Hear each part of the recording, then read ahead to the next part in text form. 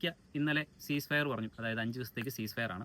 അതിനുശേഷം അമേരിക്ക ഒരു പ്രസ്താവന നടത്തി. അമേരിക്ക ഈ പറഞ്ഞതുപോലെ ഈ യുദ്ധത്തിൽ ഞങ്ങൾ വിജയിച്ചു, ഈ പറഞ്ഞ പോലെ ഇറാൻ്റെ എല്ലാത്തരം ഫെസിലിറ്റികളും ഈ പറഞ്ഞ പോലെ അമേരിക്ക നശിപ്പിച്ചു എന്നും പറഞ്ഞു.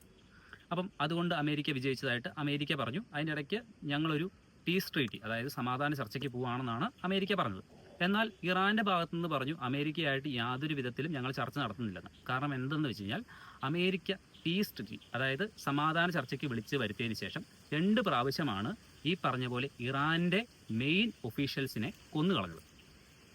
ഇത് അമേരിക്ക ഇവിടെ മാത്രമല്ല, നമ്മൾ വെനിസ്വേലയെ കാണുമ്പോൾ, അതായത് വെനിസ്വേല എന്ന് പറഞ്ഞ കൺട്രിയിൽ ഈ പറഞ്ഞ പോലെ മാദ്രു എന്ന് പറഞ്ഞ ഒരു പ്രൈം മിനിസ്റ്റർ ഉണ്ടായിരുന്നു. ഈ പറഞ്ഞ പോലെ വെനിസ്വേലയിലെ ഈ പറഞ്ഞ പോലെ ഡ്രഗ്സും കാര്യങ്ങളും ഒക്കെ പോകുന്നുണ്ടെന്ന് പറഞ്ഞുകൊണ്ട് അമേരിക്ക അവിടെ ചെന്ന് അറ്റാക്കിന് ചെന്നു. അതിനുശേഷം അവർ ഒരു പീസ് ട്രീറ്റി, അതായത് സമാധാന ചർച്ചയ്ക്ക് ഇരുന്നു.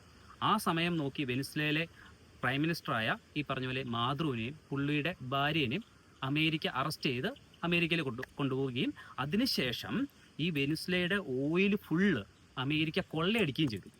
അത് തൊട്ടടുത്ത, അതായത് ഈ വർഷം നടന്ന സംഭവമാണ് ഇത്. അപ്പം ഇത്രത്തോളം അമേരിക്ക ക്രൂക്കഡായിട്ടാണ്, അതായത് ഒരു കുറുക്കനെ പോലെയാണ് അമേരിക്ക എല്ലാ കാര്യങ്ങളും ചെയ്യാറ്.